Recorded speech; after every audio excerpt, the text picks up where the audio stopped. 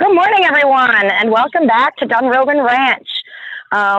For those of you that didn't join in last time, my name is Anya, and we've also got Brandon Carpenter on the line with us, a fantastic horse trainer from Billings, Montana. Good morning, Brandon. Can you hear me? Hi, Anya. I can. I'm gonna have to correct you. Billings is a city. I'm at the ranch at Reigate, which is about 80 miles northwest. So yeah, no, I'm not from Billings. We're not city folk around here. That's right. There you go. But no, it's good to see you. Well, I apologize. From the near the Billings area.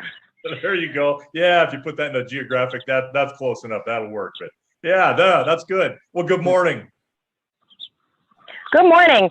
So everyone, today, as you can see here, we've got our pony cart out, and we've got our two ponies. We've got Captains Lewis and Captain Clark, our Halflinger Shetland mixes, and we are going to do some driving with them today. So Brandon, who is the professional in this operation here, is going to help me and walk me through hitching these guys up to the cart, and then we're going to practice some various skills in the arena here before we take the cart out on the road. Yeah, no, this is really good. Brandon. Anya's got them already hooked up. If you want to just grab them, I'll kind of talk some things through here and see how we're doing. What Anya's doing right now is setting the double tree, which is the two single trees attached with a lever in the center, which is called the evener, and the whole thing's called a double tree. So that's what actually gets hooked up to the ponies on the back. That's what they pull with, and actually you think it's pulling, but they're really pushing into the harness because they have collars on it. And so she's got them both hooked together, harnessed up, and she's just driving them over. And what she wants to do is get her horse on the right hand side, which is called the offside. She wants to get that horse to step over the pole or tongue, whichever terminology you want. And we're going to have some different terminologies. There we go. She gives him a G to turn right. And look at him step Good boy. Over. That's a good boy. And who? Nice. Very nice. And who, guys? Now all right, let me straighten them out here. Yeah. So she's going to pull the one who's now on the offside or the near side. There we go. She's just touching him to get him to stand over. Look how they stepped over. Very, very good on you. Oh, I love that. Come on up. Almost looked like they knew what they're doing. It's not quite super smooth yet, but we're getting there. You're getting there. Well, and these guys are a little rusty. They've been they're off what little we've done with them the last few weeks. Before that, they've had about a 4-year break. So they're well established what they would need to do, and they're looking good. So now Anya's just going to hook up the yoke to the snap on the bottom of the collar. And what I started to say is you would think these guys pull a carriage, but they're actually pushing into the harness. That's what the collar is for. And they're pushing forward, which just drags the conveyance, whether it be this cart or a sleigh or a stone boat or whatever.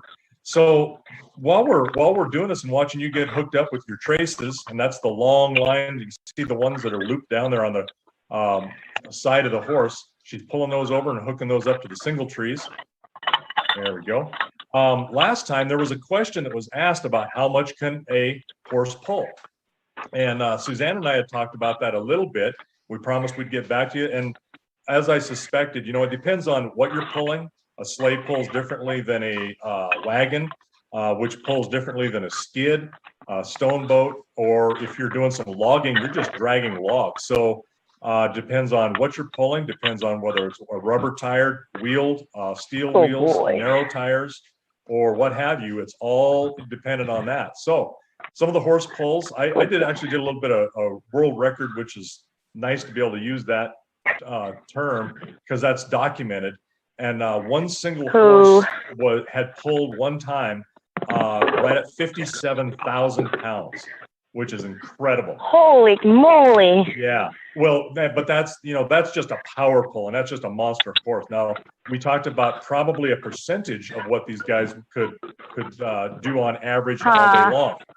And I was not mistaken by that, because the same thing happens with when you pack a horse. When you put a pack saddle on them, it's about a percentage of their weight. So these guys, pound for pound, they can pull more than most large draft horses, just because of their size, their center of gravity, and they got a lot of heart. But in a general rule, a horse can pull 1 to 2 times its weight in an area like this. That's just so incredible to me. They're such powerful creatures, and it doesn't surprise me that we compare our automobiles to horsepower. They really do just have so much strength. Now, if you look at these guys, for instance, and it depends on, of course, where they're pulling. A flat area like this in a nice groomed arena, they can pull a lot of weight, because it's, they're not pulling uphill and trying to beat gravity. But these guys, I don't know what they weigh. I would guess they're somewhere in the 700 pounds, 600 to 700 pounds. So let's say that they're 700 pounds. So either one of these guys alone can pull in a flat like this, probably around 1,400 pounds. So you would think that's twice to what one weighs. So if you put 1 to 2 times, and let's say they can only pull 1 time their weight on a little bit of an uneven area, you're looking at 700 pounds. 2 of them together don't equal 1,400 pounds. What you can do then is, when you have 2 of them together, they can pull, and their combined pulling ability, they can go to 3 times their weight. So these guys together, if they weigh 700 pounds a piece, they could pull around 2,000 pounds, 2,100 pounds. So that's hopefully a good answer, a real generalization, but that's where we're at. So what you're saying is, I need some friends to sit in the cart with me. There you go. There you go. Now, what we're going to do this morning is, Anya's been doing a great job working these guys a little bit, but they need something to do other than be kind of spoiled a little bit and they're not spoiled. It's just that they get tired of doing the same thing in this arena. And she's been practicing like those turns. They were making some really good turns, and a turn is basically what we call a swing. They're swinging themselves over to the side. So she's going to make a little warm up around the arena here, just as you see her doing. And then getting them to pull even, which is something we're going to work on at a later time, because I believe is it Lewis that's a little bit on the lazy side? That's correct, Lewis, which is on my left side. So my near side. So over here on my left, my near side, that is Lewis, and he has figured out that Clark is a hard worker. So Lewis tries to be a little bit lazy and let Clark do all the work. Okay, and for those that don't know, what Anya's doing is she's going to watch the evener between her single trees. And a horse, that evener is like a lever. And anybody knows that has been on both sides of a lever with someone else, that if you get behind a little bit on that lever, it's harder to pull forward. So you're doing more work on the side that's behind. And if you look at that evener, so look at that. As it came around, it's pretty good, but it was looking like the left was a little bit behind. Was that right, Anya? Did we see that correctly, or was that just absolutely? Yes. Okay. So Lewis again was lagging behind. And for those of you, I don't know if you can see this from the broadcast, but you'll see me smacking that left hand, smacking the horse on the left in the butt a little bit with the rein. And I'm doing that as soon as that evener drops back on Lewis's side and I see he's lagging a little bit. I give him a little slap on the butt with the rein to encourage him to step on up and do his part of the job here. Okay, yeah, and there's 2 ways to do this. So it seems opposite. This does not make sense intuitively, but the horse that's in the pulling the evener harder or walking a little bit faster, he's the one who's actually the one who's being a little bit lazy, because he's in the front of the lever.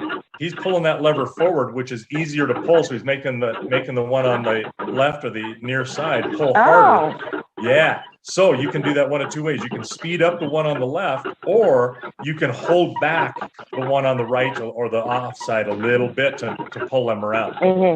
And we may have to adjust our reins, or what we call, when you're driving their lines, we may have to adjust that a little bit. So the other thing you can do, which we hate to have one working a little faster than the other, but if they're working a little faster, he's figured out that, hey, this is an easier pull if I speed up just a little bit. All right, good turn. So look how they're working together. Very good. And so we will work on some of that because we had this problem with him before. And again, you would think that the guy who's even or is behind is lagging, and he is, but he's having to work harder. So the guy who's in front, who's got a little bit more energy, has figured out that, no, this is easy, so we need to slow him down. And we can do this really the easiest way, I think, is probably with our reins or lines and the adjustment on that. Well, and we'll work on that at some point. But today, okay, we are going to do a couple of turns when Anya feels ready, and we'll try to get these guys to turn in as tight a circle as you possibly can, because the big surprise is we get to go down the road a little bit. We'll follow you with the camera, and that road is a lot narrower than the arena is. So obviously, whenever you go somewhere, you got to be able to turn around. And she's hollering to go to the left. Very good. And it's just giving these horses very good. And I think we determined that. Oh, yeah, look at that. That's a nice tight turn. Very good. Look at that. Good boys. Turn. Look at them step. Good boys. Good boys. Yes. And I love good it. Boys. I love it that you talk to them and encourage them when they do things right. They respond to that. Look at these horses. Look at them do a half pass. Good. And they're stepping sideways to work around that corner, and they're doing it together. Good very boys. Nice. So we determined when I was there that you can turn that wagon, and that front end, that bolster will come right around. And we thought that it didn't look like it would turn and turn the wheel into the carriage itself. It will stop. So we have quite. Oh, look at that. Yes. Good nice. Boys. Good boys. Good boys. They do respond to positive. Nice. Good boys. Easy. They respond well. I think most animals do to positive reinforcement like that. So when you encourage them, they will just try harder for you. Very, very, very good. I like that. Okay, can you take them away from the cones? Yeah, that was great. Yeah, let's go out there in the middle of the cone, or away from the cones, and just get and turn as nice tight a circle as you possibly can, and do it as you can, so that you're not going forward. You're trying to make that carriage go to the side. There you go.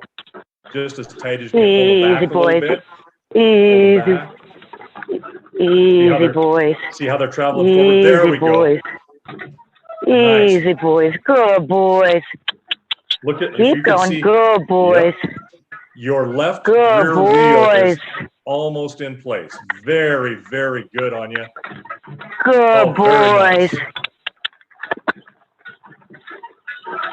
And would you like me to keep going or straighten them out?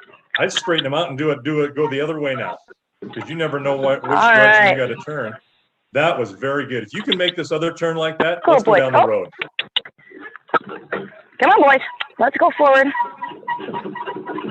Easy, easy, easy. That's too fast. We're just walking. There we go. And ooh. G. Watch this wheel, everyone. Watch this right hind wheel. Look at that. Just barely moving forward. Good boys. I was going to say slow them up, and you must have read my mind over the internet here. Yep. So very good. Oh, come on, boys. You're going to have to turn harder. Come on. G. Very good. G. Good boys. Good boys. Good boys. Wonderful. Nice job. Such good boys. Hey, is there a way we can get these guys out of the arena and see if we can get them going down the road for a little quick jaunt? Very, very good on you. Here we go. I already opened that gate for us. I was ready for this. Nice. There we go. Good boys. Such good boys. How are we doing with the camera? Were we able to switch to maybe the Nest Cam or some way? Can you all still see me? We are watching you go out and in front of the vehicles, and as soon as you hit the road, I have a suspicion that our technical director will swap cameras. Oh, look at all right, wonderful. Because and for those of you that are watching, James is our tech guru, so thank you, James, for navigating the cameras and the audio. James has just been absolutely amazing. Yeah, I don't know how he does it. He's got that kind of mind. That scares me because I don't want to work with guys like that. It's magic to me, you know. The fact that I'm so old school. The fact that I'm talking to you and you're not in Billings, 80 miles from Billings. I'm here on this pony cart and we're all talking together. That just blows my mind. Yeah. Technology is so incredible these days. Yeah, and that's funny how good we're talking about great technology and then the screen froze, but we're on you now. We're good. Okay, oh, now no. watch that. Oh no, you're looking good. It just froze momentarily. It was just kind of ironic. And I think it's partly just. Come on, Lewis, step up. If everyone could see that evener, look at that evener on the double tree or the single tree is called the double tree itself. But watch that evener. You can see how she was holding that together. Now you're kind of behind the trees on you, so we're not going to get much out of this. Is there a way that you can turn these guys around right there? Yeah, let me get up here to this driveway and then I'll turn them right there.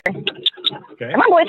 Yeah, you gotta be sensible. So there's a little approach right there towards the end of the tree line. Yep. And what we're hearing and then, is, I think I could have done it in the road, but since it's my first time, I don't want to take any unnecessary risks. Nope, no, you're by yourself. Easy, boys. You don't have a coachman with you or a groomsman, so I think that's a really good thing to do. Is just be as safe and be as logical about this as possible. Good boys. Good boys. But we all know when she good says boys. She's making these guys go in a left-hand turn. Yes, I sure was. All right, we had a successful turn. I'm coming back now. If you're not opposed to it, I'll ask them to do a little trot till I'm back into view for you guys. How about this? How about not having them trot because we're headed home? That's kind of a bad habit. Yeah, good point. Good point. So, thank you for the reminder. Let's just keep them steady, just like you did going out. And what we'll do is go way down to the end of the road, and I know you can turn around there, and then let's have them trot away from the place. We'll make another pass. How's that sound? That sounds great. And we'll do that, and then that way you can have them trot out a little bit. And what we're doing by holding them back is not teaching them that they can run home, because that is a bad thing whether you're riding on a horse or not. And come on, Lewis, step it up. Now, if you need to, notice how Lewis is on the near side or the left side. If you can, it's too bad you can't get him Mark to pull back just a little bit without affecting Lewis, because he's causing Lewis to have to make a lot of work here. But I think you're doing okay by making him go up and stay with him. But I'm trying the best here. As soon as I'm pulling back on Clark a little bit, Clark tries to turn to the right because he's so responsive. So do you have a recommendation? Well, the only thing you can do at this point, is use your buggy whip and just touch your near side horse. Oh, I forgot that I have the buggy whip.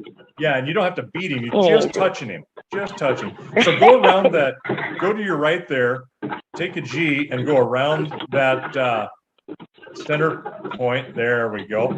And as soon as you come back on the straight, go ahead and pick them up into a trot. Sounds great.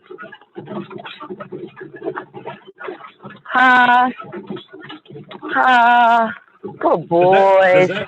Anya, does that make sense to you? And I hope it does too. I'm trying to see whether it makes sense to the viewers that the horse that's lagging a little bit or is behind is having to work harder, because think about having a lever.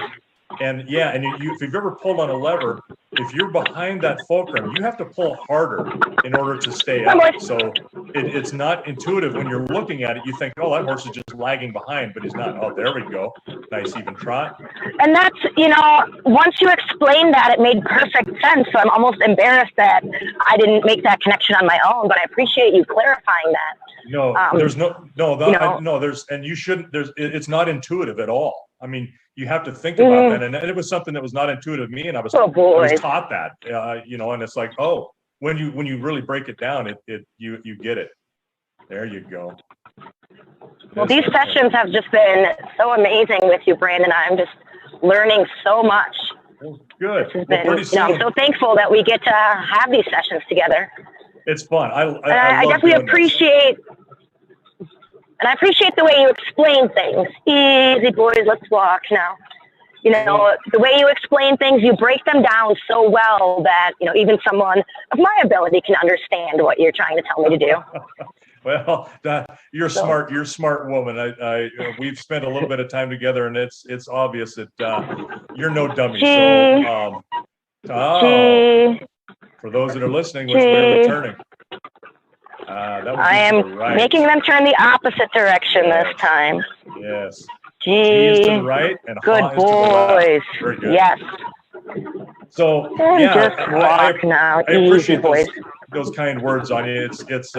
I try to think about, if I was learning, how do I want this explained to me? Because I'm a very visual type person, and a lot of times I don't learn what I'm supposed to learn until I'm actually doing it, or after I've done it, then I go, oh, okay, I get it. Now I understand. So I try to do the same thing like that. And it's worked for me. Hopefully it helps. I think most of us probably learn that way. We have to have our hands on it. Absolutely. It's made such a huge difference for me that instead of you know, showing me or you doing with everything, you've just let me jump right in, get my hands dirty. And it's been so wonderful. I've been learning everything, I feel like, about as well as could be expected. And it makes sense. You know, the way you explain things are very intuitive and very clear. Well, good. Yeah, now our viewers can see how Lewis on the right, or the offside, is pulling a little bit faster, so he doesn't have to work as hard. And it seems like it's not intuitive. It seems like he's pulling harder, but he's not. He's on the other side of that lever. So yeah, and the only thing I'd have to correct you about early on was the word professional you said about this. I'm no professional when it comes to driving. I am a hack. I've got a ton to learn myself, but I enjoy it, and I've studied and I've talked to people, and you know, you do what you can to learn. And I wanted to go to a thing in June, but it just didn't happen, where it was a draft horse days, and I want to take that in. And people I have found that drive like this, they are more than happy to share what they know and give you tips and tricks and try to keep you out of trouble. So it's a really good thing. All right, well, let's bring them back into the arena, and let you do what you want. I think if you want to take them in, that was a really nice job of trotting them. If you want to do something in the arena, I think we're almost done. That time goes fast. We're a little short on time to begin here with our technical difficulties, but you know what? This is how we adjust and do what we can do to make things still happen. Absolutely. So, there we go. Anya, you look great coming in there. We're going to let you go, I think, and we're going to visit with Suzanne. And so I'm waving. I don't know if I know you can't see me, but there you are. We'll see you later. What camera are we on? There you Thank go. you, Brandon. You have a wonderful day. You too. Great job today. Thank you.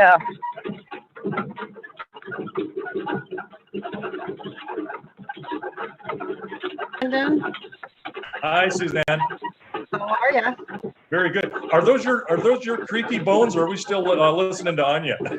That's still me. Let me log off. Are those my creaky bones? I can't tell. Could be mine as well. All right. Well, thank you, everyone. I will be signing off now. Take care. Bye-bye. Thank you, Anya. Listen, next time she's out there, Brandon, I'm going to go out there and stick my thumb out and see if I can't hitch a ride.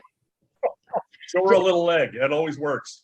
Yeah, just to surprise her. I told her earlier this week that my husband's brother, Mark Miller, whom we named our son after, and his son, whose name is Sterling, who's named after my husband, who lives in Japan and has a Japanese wife and two beautiful little girls are going to be here.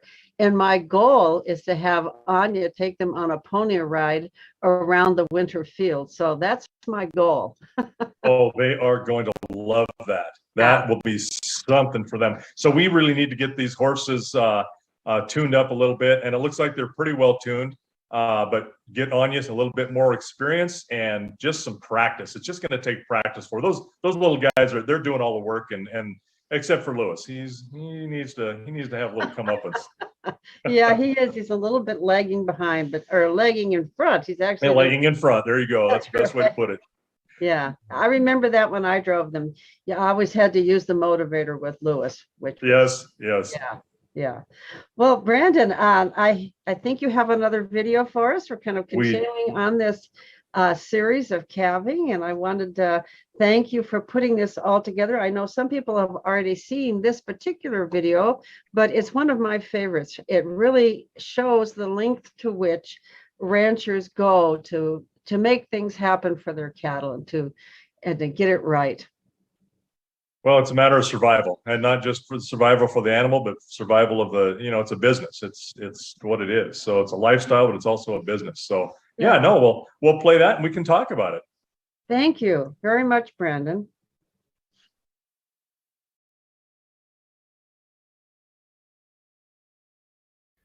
Well, hello from the Hash Knife.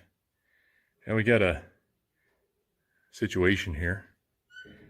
I got a set of twins about a week ago, and the cow's taken to the little bull calf pretty well, and kind of half-heartedly to the heifer calf. So I've been kind of watching them, keeping them paired up, making sure that little heifer is able to get plenty to eat. Excuse me, I keep looking over the camera here because I got a cow that just lost her calf last night. And so I'm trying to convince them both that this is in their best interest. So see here is I've got the cow is not too wild about taking the calf. Calf's pretty stressed, but there we go. This calf has now decided that this is a pretty good dinner bucket. It's pretty captive because I got this cow in the head catch. What we use generally for pulling calves, assisting in a birth, when something's backwards or too big, those kinds of things. So the cow can't do it on her own. The cow really wants a calf badly, but she just doesn't want this calf. So I've done a couple of things. There's some products on the market that you can use. Oh, there we go. I was just been by hand squirting milk in her mouth, and she was not really taken to this. But there's some products that you can get to make a smell on the cow's nose and then match that to the calf. You spray the calf down, or there's all kinds of different things. We used to, in the way old days, we'd skin the dead calf and then put that hide on the back of this young calf, or the calf you want to graft. And so I noticed this morning that this little girl, she was running around trying to find anybody who would allow her to steal a little bit of lunch, and nobody was having much of it. So she's getting feed where she can. She's milking as she can. I thought this is a good opportunity to try to graft this calf onto this cow, because this cow's a perfectly good cow. Just something wrong with this calf. We did some work on her last night trying to keep her alive, and it just didn't materialize. So this is a really good sign. If this calf and cow can take each other, then that's a win. It takes a set of twins off of one cow that is going to be super taxed. She had a set of twins last year, and it taxed her pretty heavily, and now she's got another set this year. So if I can graft her onto this cow, that helps everybody. And what I was trying to say with the smell stuff is I'm trying something a little different. A lot of that stuff doesn't work all that great. The calf hide kind of works. You do what you can. But I was talking to an old friend of mine, a number of years ago, and all of his cows would really come to grain, or to pellets. just as our cows do. So what I've done is I crushed up a bunch of pellets, and I just crumbled them up and I spread them all along her back, her head, neck, nose, and then I fed the cow. And the cow is getting a little bit better about coming close to her, letting the calf come up to her, but she kicks her away a little bit, but not horribly. So here we are. She wouldn't take her, but she's warming up to her, and this calf was getting a little stressed and needed something to eat. So I brought the cow in and got her head caught. She's not kicked this calf off at all. So this is maybe the start of something beautiful here. And I may have to take the calf and pull it away from the cow again, bring the cow back into this head catch, you know, because they'll get to fighting you and step on the calf. They don't care about them.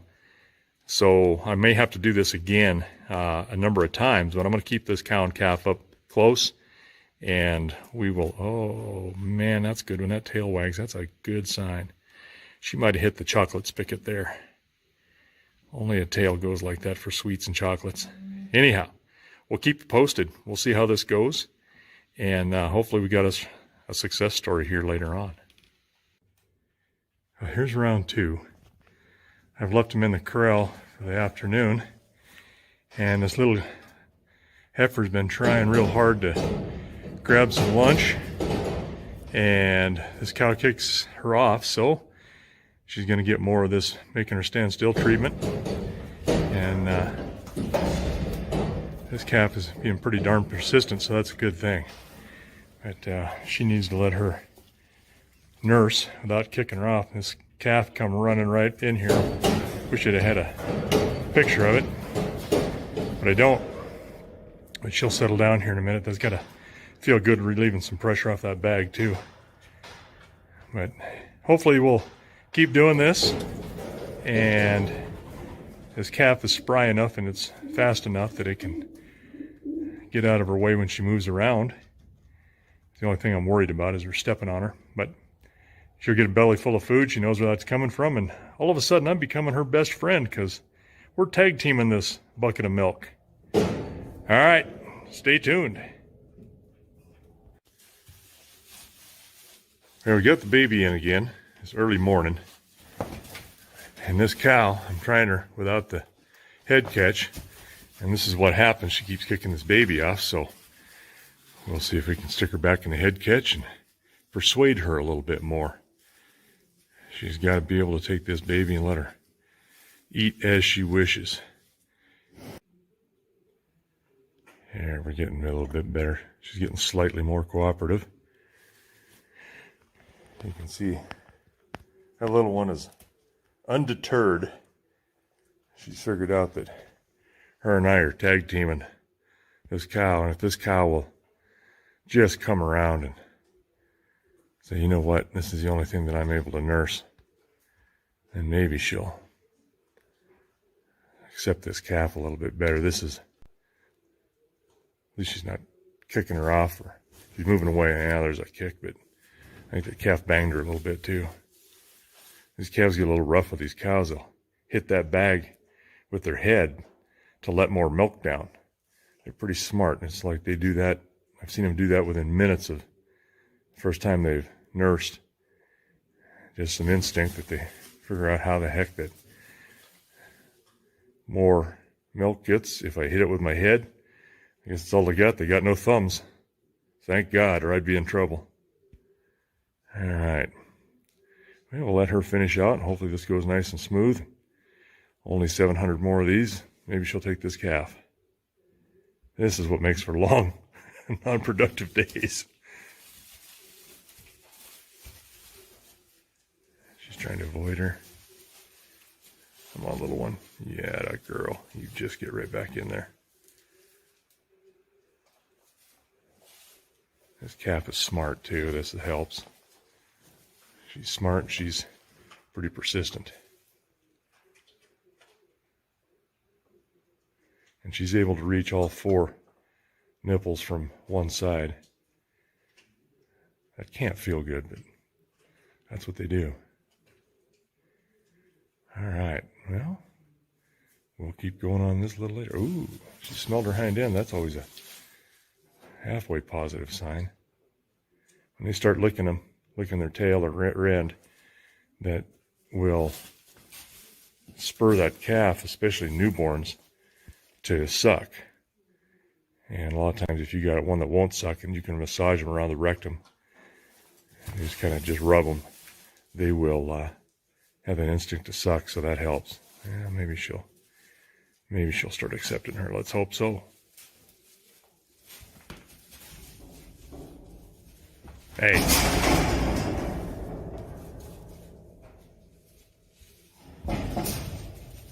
Get back in there, little one. That's right. Look her over, stare her down. Tell her who's boss. Atta girl. Hey, cow, let her in there. Make me intervene again here. You let that baby suck. There, had a kid. Try from this side. Hey.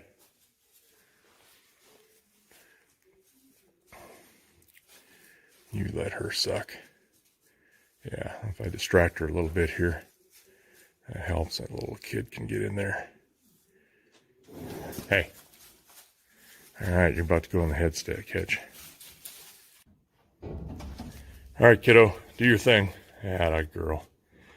Yeah, get up there. She might try to kick, but you got to be insistent.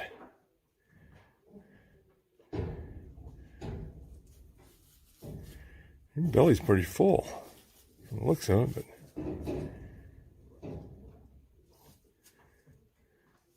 but latch on. There you go. She's a little wary. She got kicked in the head a few times by this cow. I don't blame her. Getting cow kicked doesn't feel good. There we go. That's better access.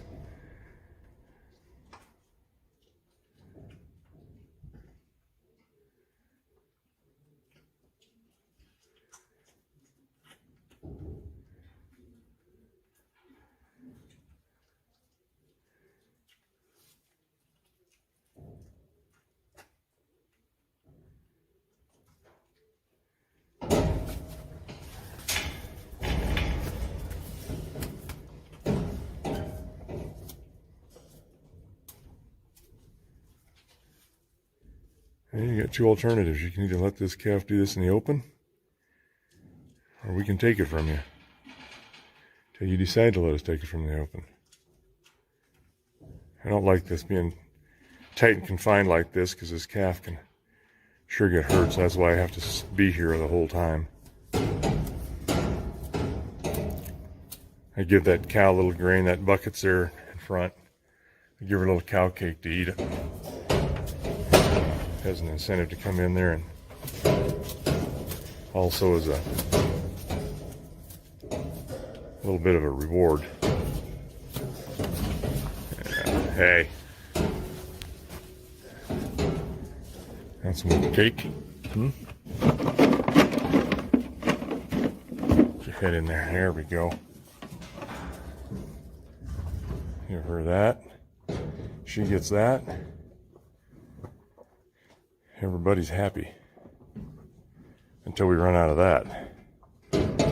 If this gets her to slow down a little bit, just distract her a little and give her a chance to fill up. We keep doing this, eventually she's going to give in, I hope. This is one of those things that you hope you've done the right thing. It sure is the right thing to take this twin away when she's competing for food or not getting food. You got to get it from somewhere, but then it's a matter of, did this cow, is she really the one for the right choice? Not that I've got many alternatives, but I want them to really pair up, so she's going to take care of this calf. All right. Don't fight. You're fine. Don't get mad. There you go, little one. Get back in there. She's smart. She gets out of the way. And the cow starts moving. And then she comes right back to it. You can't ask for a better calf. There's nothing worse than one that won't suck when they got an opportunity. And this is about as good as it gets on this calf's end. All right. I'm not having to milk this cow out. That really helps.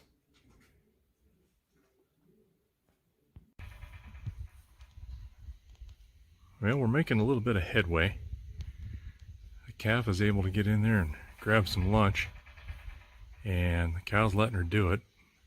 I've had to put her in the head catch now, 3-4 times now, I think, 3 times. And now with limited success without it. So I let her fill up earlier a couple times today, and then she's been turned out. I just threw some hay out for this cow, and you know, she kicked this calf off once, but now she's allowing her to get right in there. So we might be making a little bit of headway. Let's hope so. Let's hope she takes this calf in short order and keep them together and decides that, you know what, adoption is a good thing. Of course, we got a peanut gallery of horses here that training that needs to be in on the mix. Asking all kinds of questions. Hey, where can I get one of those? Yeah, you don't need one of those. If I send you one with a colt in you, I think your owner would be a little unhappy.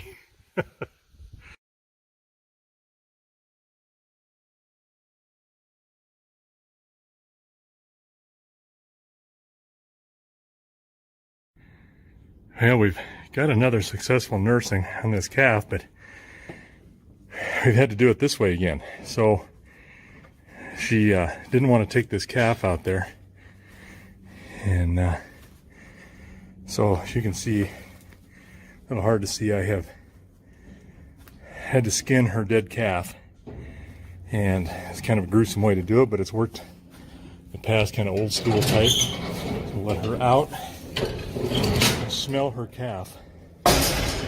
Ooh, ooh, she says, hey, wait, that's my baby. How come my baby all of a sudden showed up? So we tie this to this calf, and we'll leave her in here with her.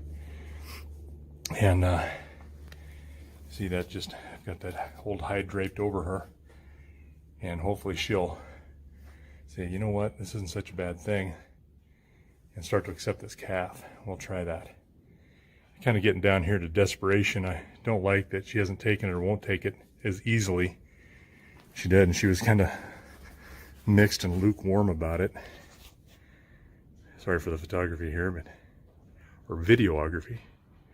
But anyway, we're trying to get her to take this calf that clearly not her own, and she's thinking it's not her own, but it sure smells like it should be her own. That's the whole point. If she'll now take this calf and let her nurse think it's hers, then we got it made. Otherwise, we're going to be a lot longer time here. I'm going to try everything I can to give her every advantage we can. We haven't had to do this in a long time, but we'll see what we can do. Here we go. She's smelling this baby.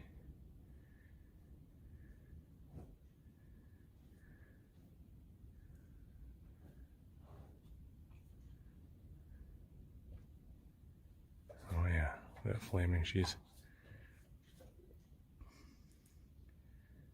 almost like a bull does, looking for hormone receptors. She's sniffing on this baby. She knows that's the right smell. I should have done this to begin with, but you think she's going to take it? It's not a problem. And you can get this calf grafted, but it didn't work as well as I wanted, so here we go. I'm going to leave them here close together. This calf she sucked her out quite a bit, but I wanted her to realize that she'd been drained, and she knows that. Hi, sweetheart.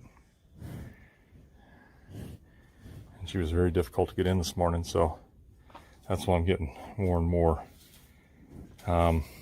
deliberate about what we're doing here, trying to be advantageous to her natural inclination to take her own calf. So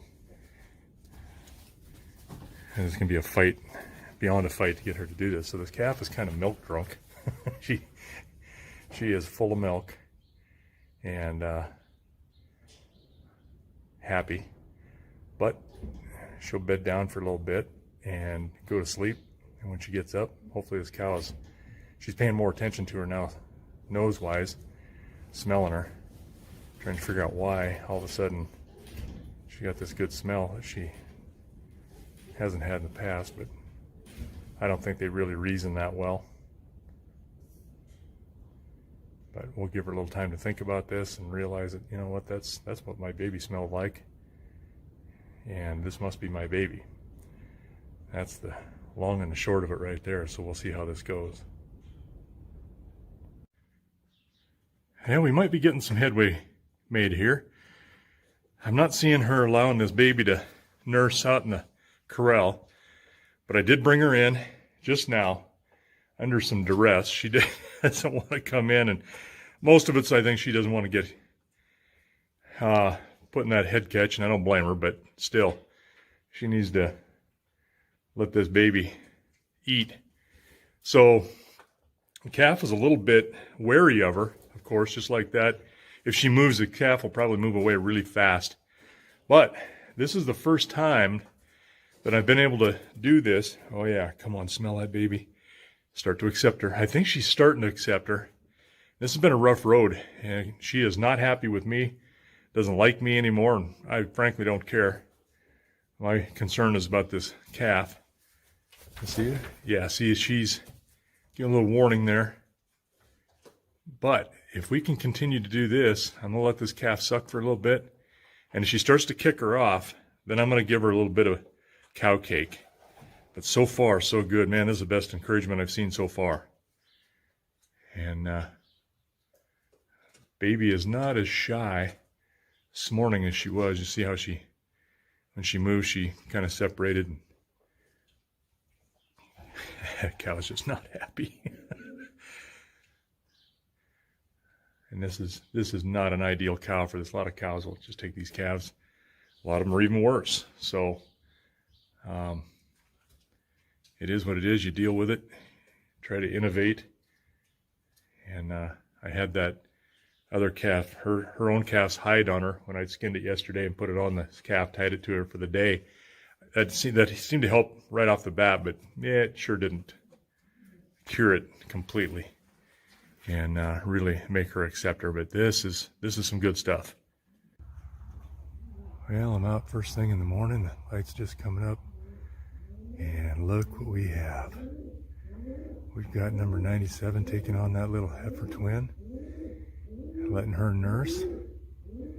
So this is very successful. Really a relief off my mind that I've done the right thing here.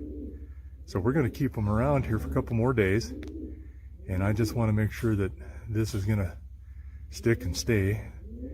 This cow has been much more attentive. She's been talking to this calf, and the calf is almost like she's not bonded to the cow like she should be, which is no big surprise. I think this calf has been an opportunist for 3, 4, or 5 days before we lost this calf on this cow. I think she was just going from cow to cow, eating what she could when she could. So there's really been no maternal bond there for the calf. And hopefully give them a few more days, that'll change. All right, good success story. Here's a little bit more success. We've turned out this number 97 cow and that 88 twin heifer in with some of these heifers that are about to calve. And as you can see, that little girl and this cow have started to bond. A cow just called her over and up out of a nap, and she ran over and tried to nurse off of this cow right in front of us here. And the cow talked to her again, and she left that one and that heifer and then come right over to her and started nursing. So we've got a real strong bond starting to develop. This is really good. I'll give it a couple more days and turn them out. So I'm liking what I'm seeing. So I just turned these two out. The calf got caught behind the fence here on the way out. So I let a distress call. A little bit of a "Wah!" And And she come back running. There's this cow's just got her calf here. She's just stupid. She's a young heifer. And that made her come on a run. So you know she wants this calf. Now this calf has just got to go with her. Fences are hard. Things are difficult when you're little. You'd think you'd stick pretty close to that dinner bucket, little one. Let's go. You got a full belly, that's why. You don't care. There we go. Fine. Yep. Listen to him talk. Listen to her. There we go. That's much better. Cow's just got to keep her with her. And she's got one of those little independent minds, you might say.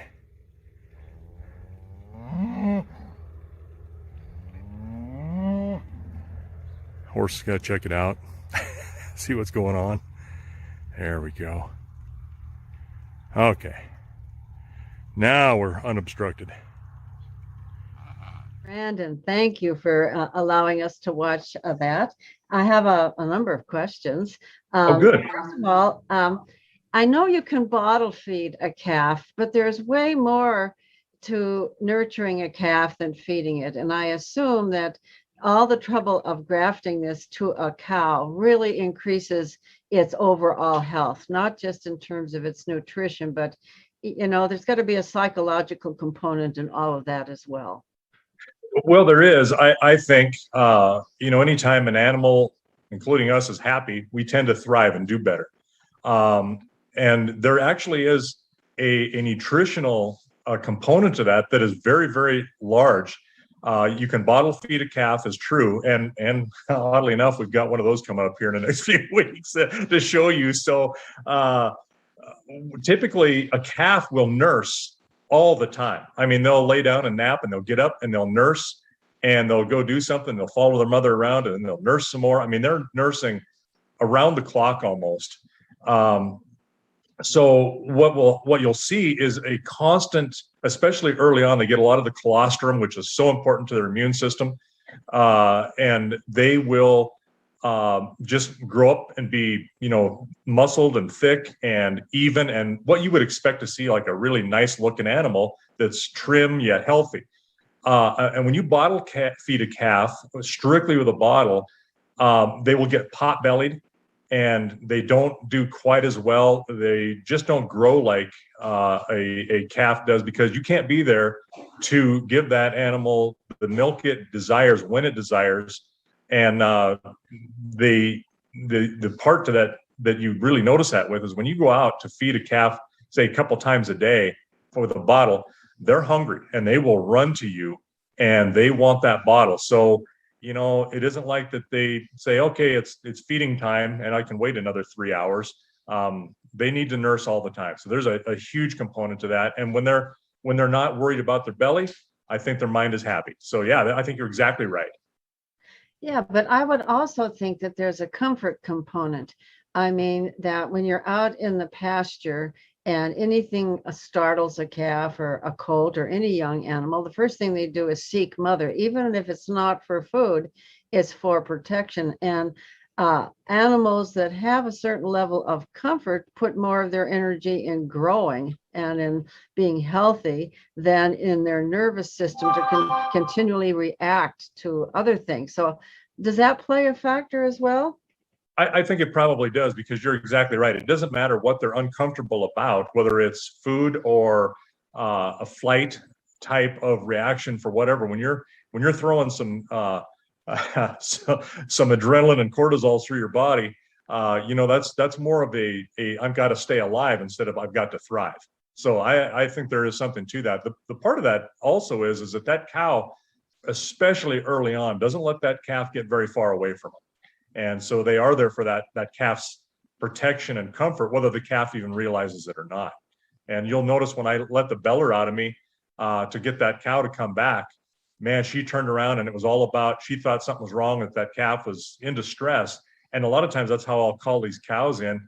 And I think the one we got coming up for the bottle calf will be the same way. You'll see where I'm bringing it in, and I'm, kind of turning my mouth out towards the window and giving a little distress call, and that cow will come. Doesn't always work, but it will at least turn them around a lot of times or stop them to come back to that calf. So yeah, I think that the cow plays more of a role in that comfort for fear than anything does, because they, and of course they will comfort them so much that sometimes they step on them and can harm them as well. And we had them kill. And I think that's what happened with this cow, why she lost her calf in the first place, because I found the calf out there, it was alive, and it had a large belly, and I did a lot of work to it.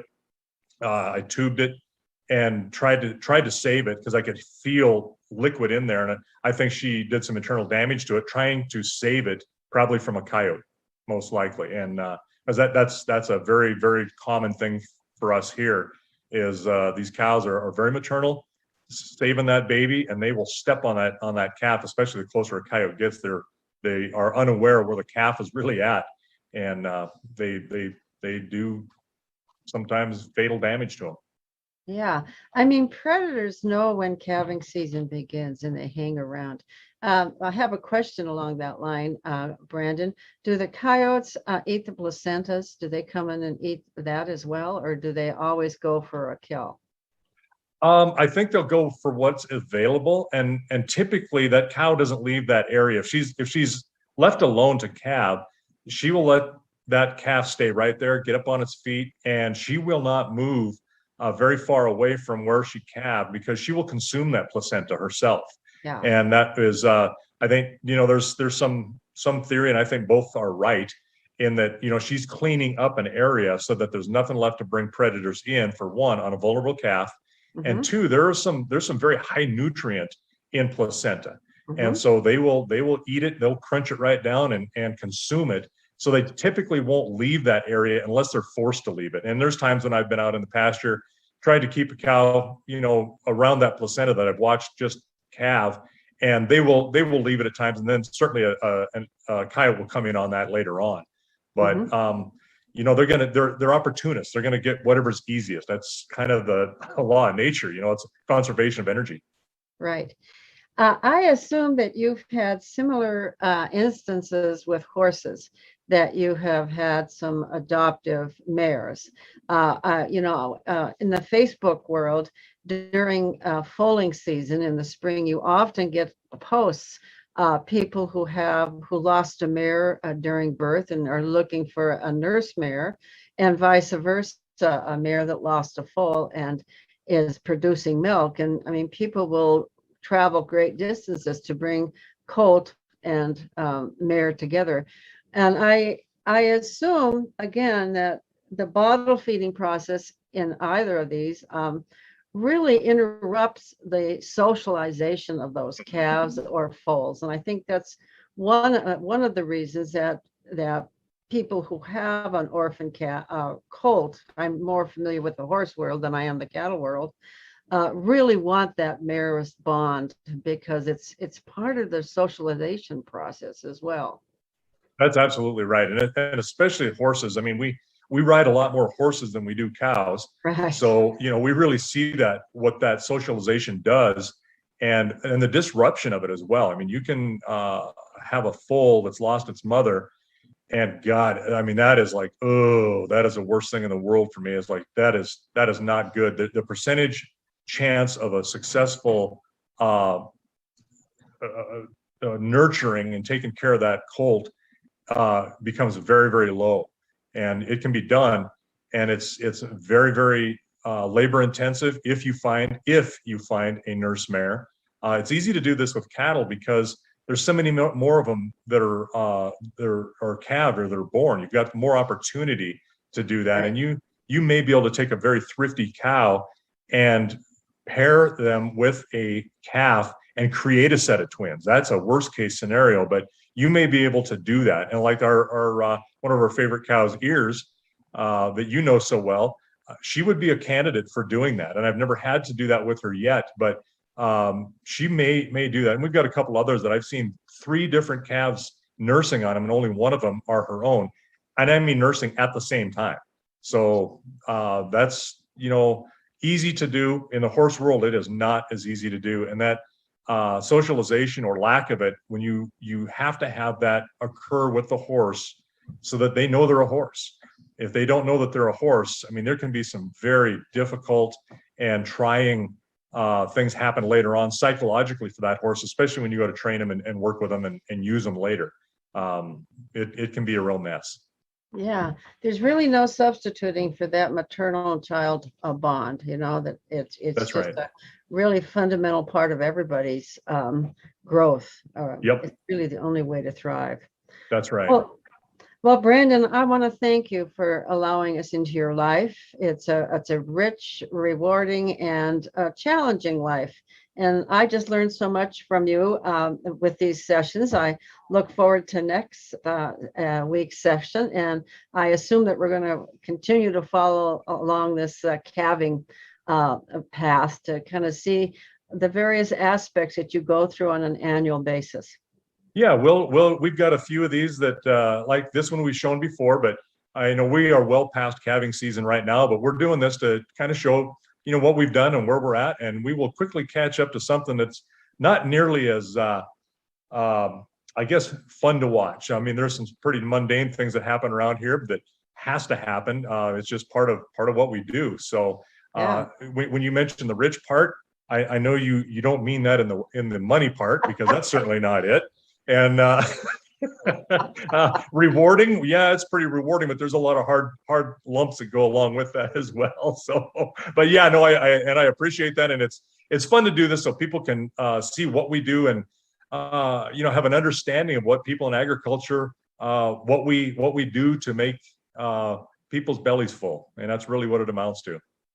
Yeah, I think though that when I said rich, I did mean rich in experience and rich Yes. in shepherding. I mean, you shepherd your own family, you shepherd your cattle, your horses. There's just a nurturing role that takes place that is central to ranch life that I think is really an enriching part of people's lives, to have your life kind of centered around taking care of. I mean, it makes you a different person in some ways, I believe. Yeah, no, you're exactly right, and I know what you meant by that. I was just in jest, but oddly enough, when you bring that up, we are horse trainers as well, have been for generations, and it's odd and really not so odd how we raise our kids. And I was raised the same way. I was treated not unlike how you would train a horse. There are consequences, there are expectations, and you hold to them. And some of these mares and these cows, you'll watch them, they will school these babies, and they will school them hard. And so it makes them a little bit more responsible, but there's a lot of lessons there. There's a lot of life lessons that apply to humans as well as what they're doing naturally. They don't second guess themselves.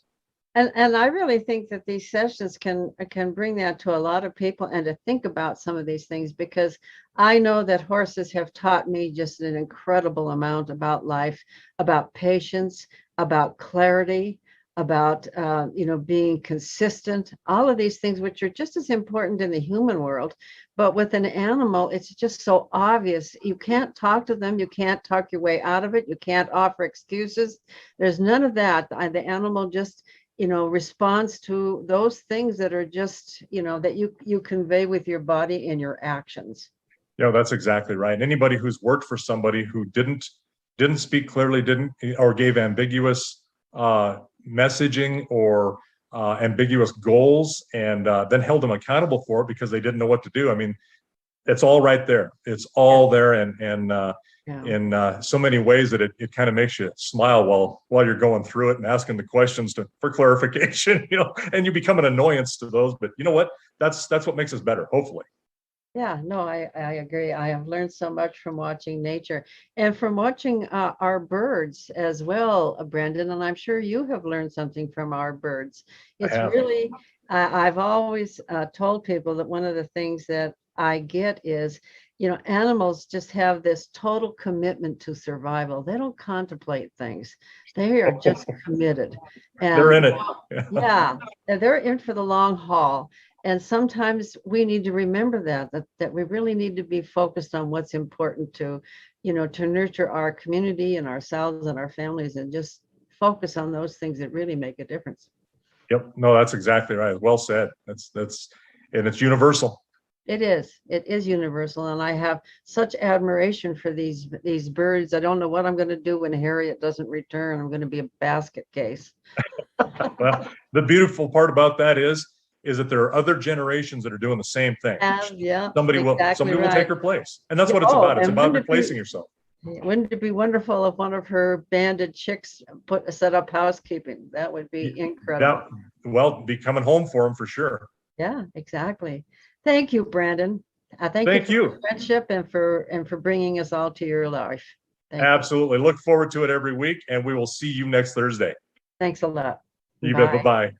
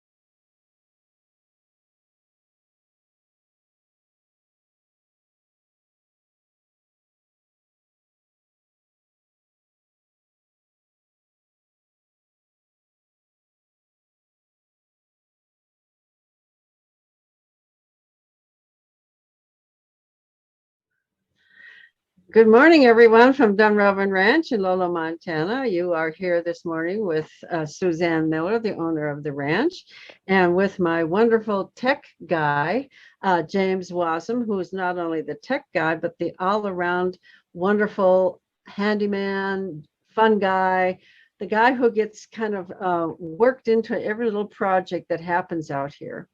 Both James and my husband are wonderful support teams.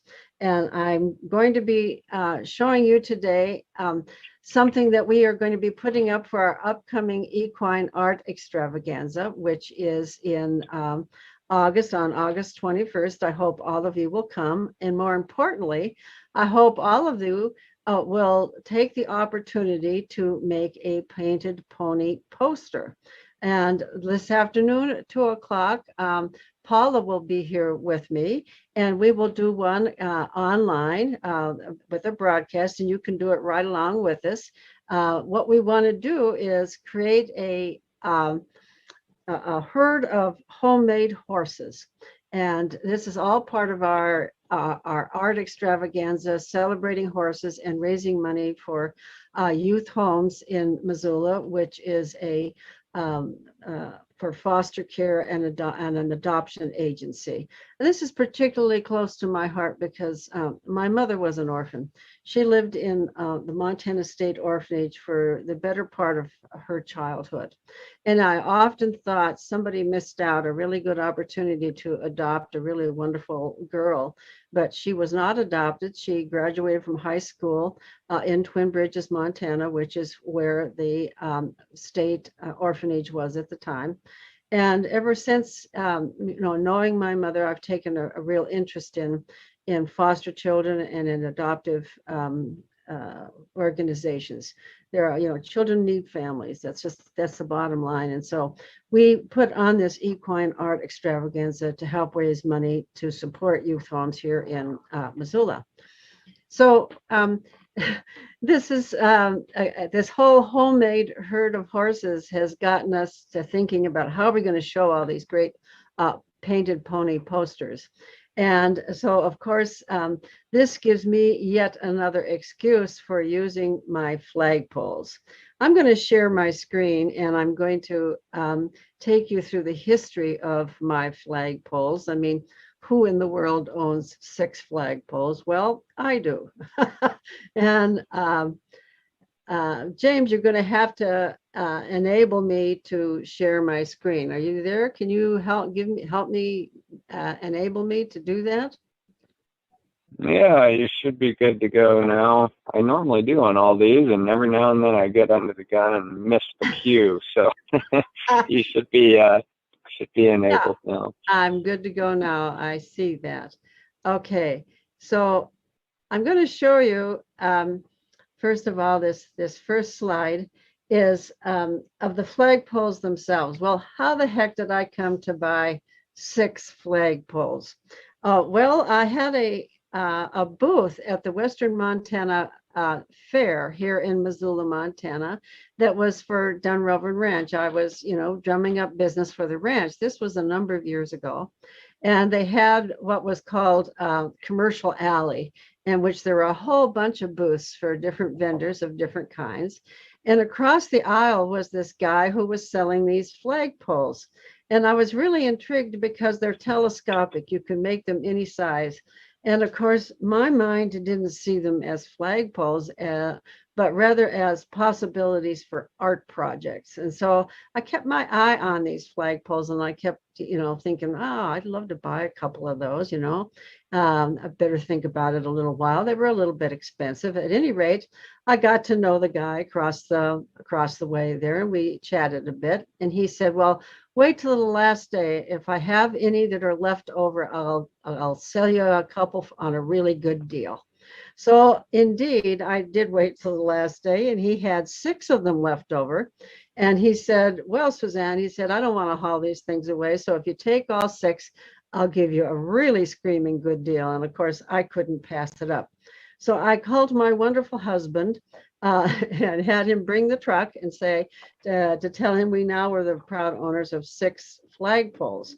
And of course, these flagpoles are intended to be mounted permanently in the ground, but that was not my idea because I really wanted to be able to move them around and use them for a variety of projects. I could see brides making canopies out of them, stringing lights in the summer. You know, there's just all kinds of ways in which these telescopic poles could be used. But in order to move them around, of course, I had to have a stand. And you had, if I wanted to move them, the stand had to be sturdy on the bottom and somewhat decorative. I wanted to be able to disguise them if necessary, and yet weighted so that you know, they wouldn't fall over in a breeze. So I pressed my husband's willingness to create some flagpole stands for me. And what we came up with were some aluminum wash buckets with concrete in the bottom and with a pole sticking up through the top. And we put the concrete only in the bottom, thinking that we would also add some soil on top of that and then plant flowers for a kind of a flower pot arrangement. And you can see that Sterling put plastic over the top so that water wouldn't get into the shafts, which is exactly where the flagpoles sit, or in these shafts. So Sterling did an outstanding job of creating these, and we started putting them into service.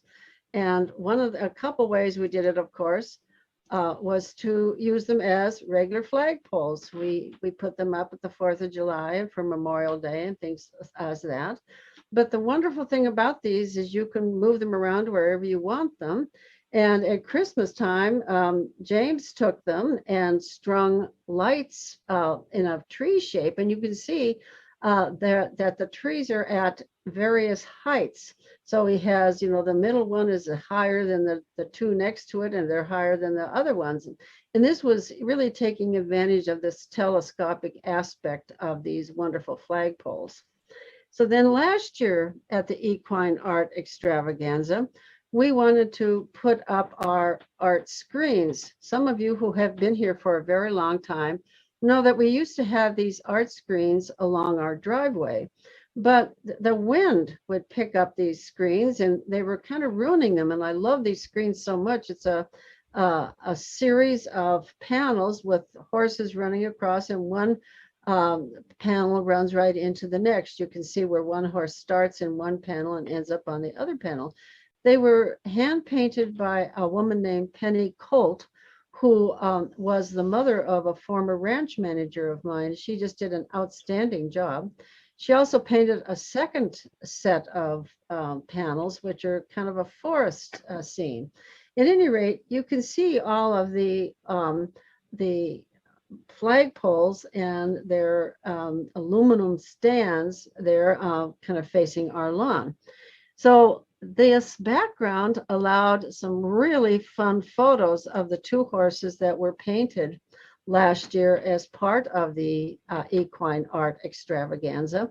Remember that last year, because of COVID, we limited the number of people involved in the Equine Art Extravaganza.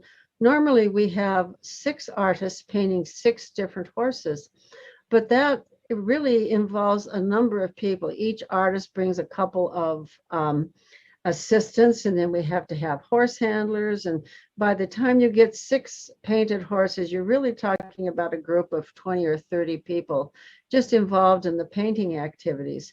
And that was too much for the COVID restrictions. So we decided that we would limit our painting to 2 horses. And instead we would have a competition between photographers using those 2 horses as their subjects. Normally we have a competition, and you will all get to participate in this online. We'll explain more about that in a while. But this last year we had a number of photographers, 6 photographers, compete over these 2 horses that were painted with the theme, "It Takes a Herd." We chose that theme because we realized that to conquer the pandemic, it would take all of us working together. It really does take a herd. And so this year's theme is going to be free reign. And just like we named our osprey chicks Pfizer, Mud, and JJ, those wonderful vaccines have allowed more people to gather. And so that's why we have chosen the theme of free reign this year. Okay, I'm going to stop my screen share and I am going to ask our wonderful tech guy, all around handy guy, to go out in the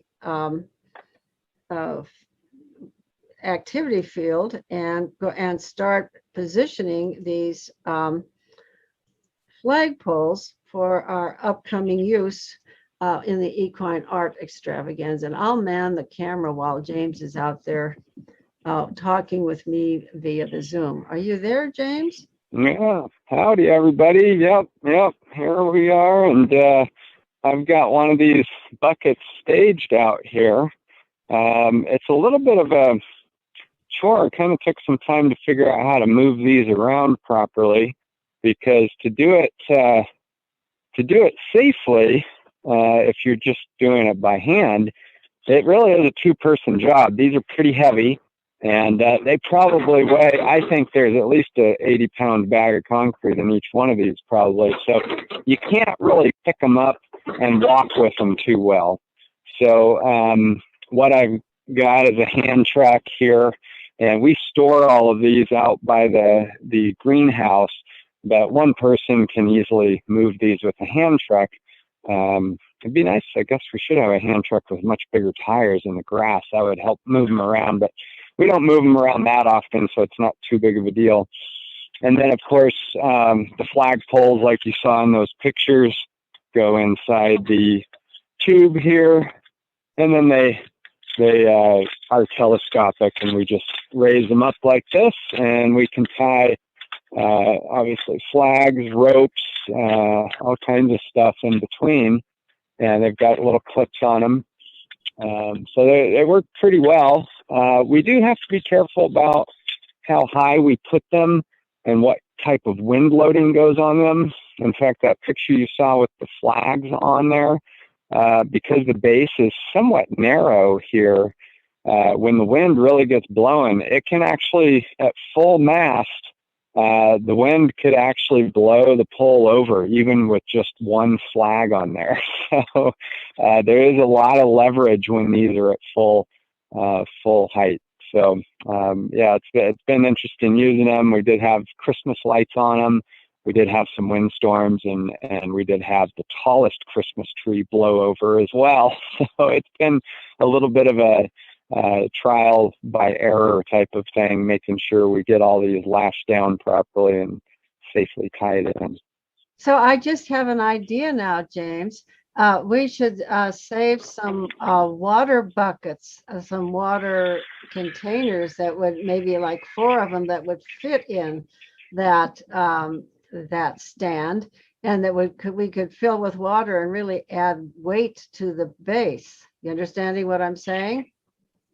Yeah, we could do that. We do have some other concrete, smaller blocks, kind of those horseshoe blocks that we could use as well.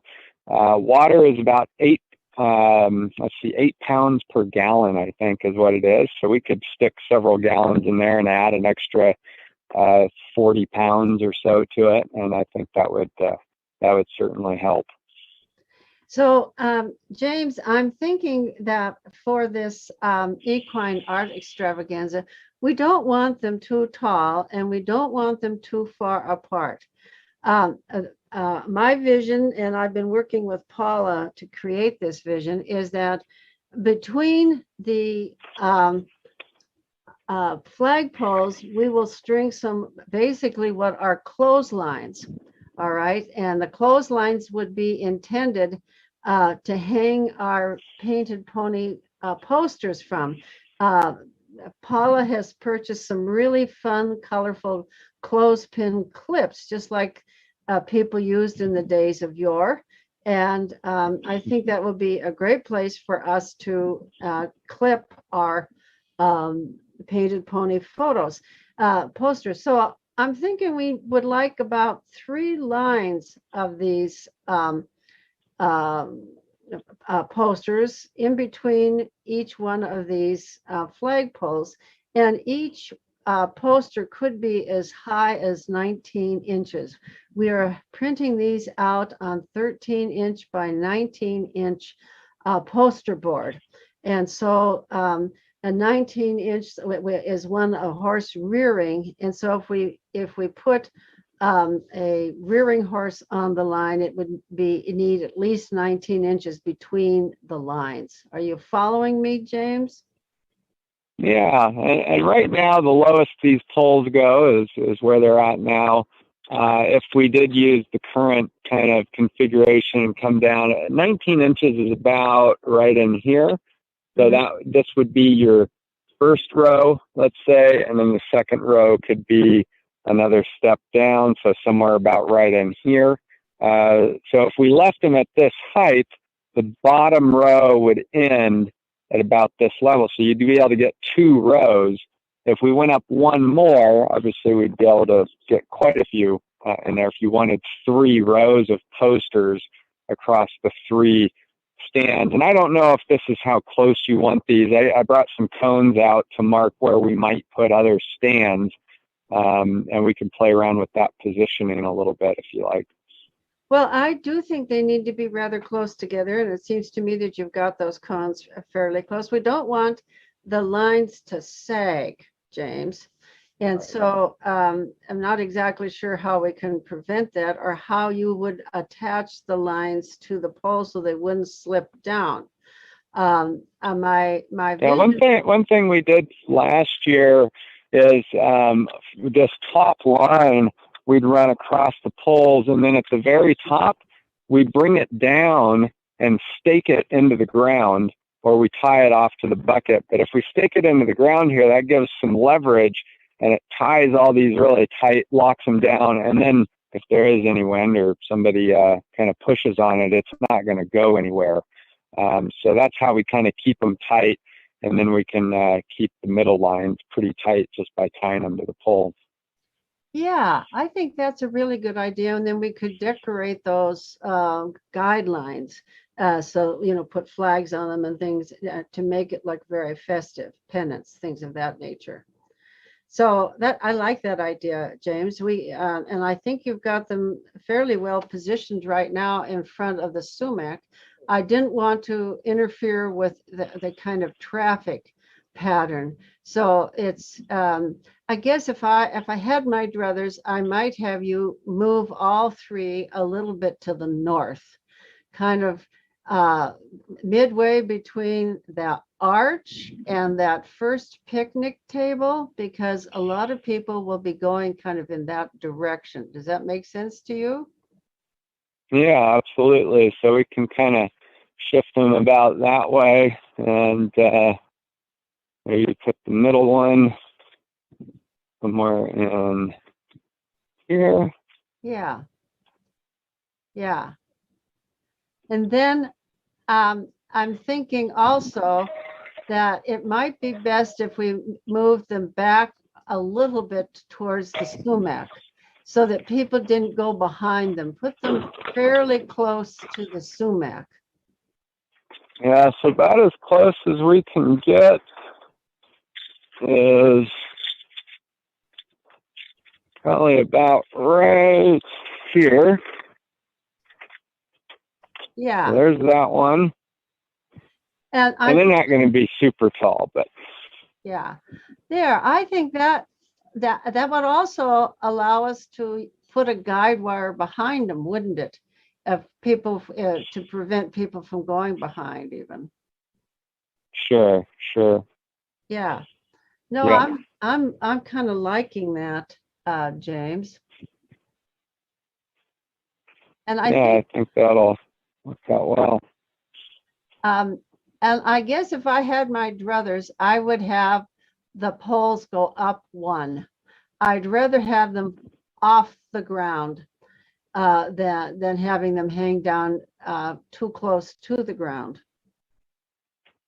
So let's see what the... Yep, absolutely. So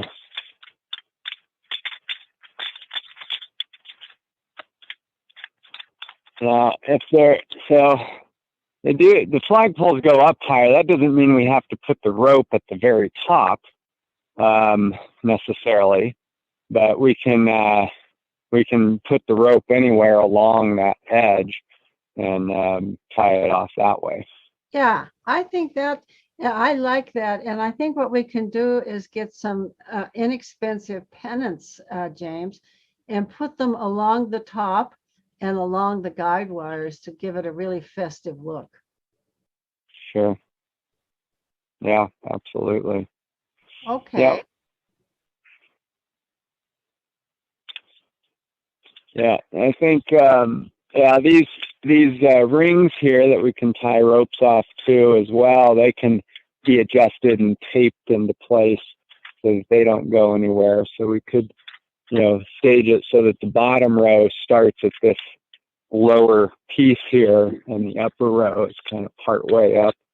But the idea is that we can pan the camera around like it is now and zoom in on these posters and share the view of these posters not only with folks here but also online, Yes. so everybody gets to see what's going on.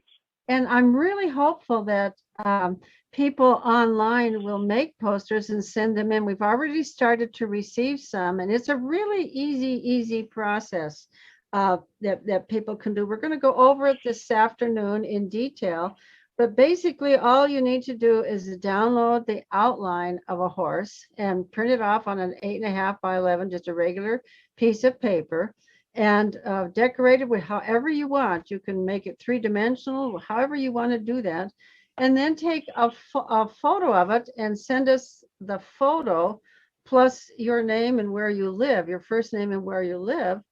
And then we will blow it up as a poster and get it printed on poster board and hang it. And my hope is that we can make a map, James, just like we did with the herd of huggable horses, of where the various horses came from in the United States, so that we can, show that people from across the country are participating. This is kind of a first for us. But my hope is that in future years, we'll really build this into something that we can then sell these little posters to local businesses and to use the money for the youth homes.